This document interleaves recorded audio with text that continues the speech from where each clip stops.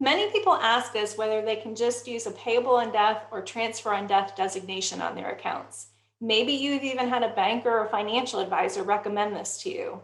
And it's understandable why this approach can be appealing. After all, you just fill out a couple pieces of paper, it's easy to set up, and you're told that you'll avoid probate and you'll avoid legal fees.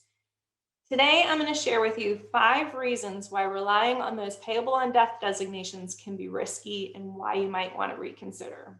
The first reason is that not all assets or accounts can have a payable on death or transfer on death designation.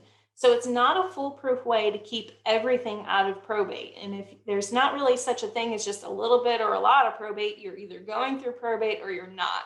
So if one of your goals is to completely avoid probate, then that approach might not work for you.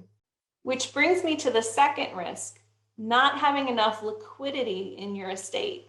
If you put payable on death designations on some of your accounts, but you still end up with some probate involved for other assets, if we don't have enough liquidity in the probate estate to pay your debts or expenses, it can actually make the probate more complicated. There's a procedure that your executor has to go through to pull assets back into the estate so that your executor can pay off any taxes or debts or expenses that you might have left behind, because those don't just go away after you pass away.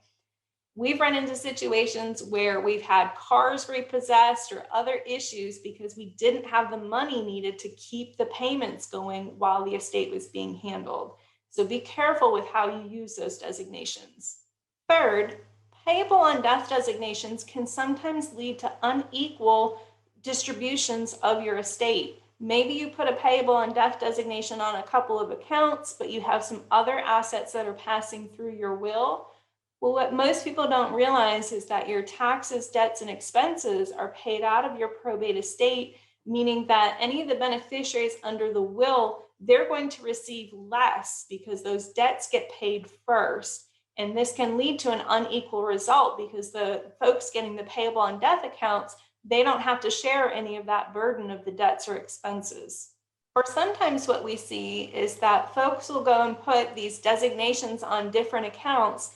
And when they first set everything up, things were pretty equal between the different beneficiaries. But what happens is over time, the values of those accounts change, whether it's due to how things are invested or how the funds are spent along the way. And then down the road, when the person passes away, it ends up not being equal any longer. And in some cases, it actually can create negative incentives. For example, maybe your financial power of attorney is also one of your beneficiaries. We don't want to create a situation where they have some sort of conflict of interest because if they pay your bills from one account that they're not a beneficiary on, they benefit from that because more money stays in the account that they are going to inherit. So those payable on death designations can end up leading to unequal distributions in the long run. Fourth, if any of your beneficiaries are minors or they have any sort of special needs or a disability, receiving a payable on death account can create a real legal mess for them. We might have to start a court proceeding and get a financial guardian appointed to manage those accounts on their behalf. So while the designation can feel really simple to set up, it might actually create more work for us in the long run.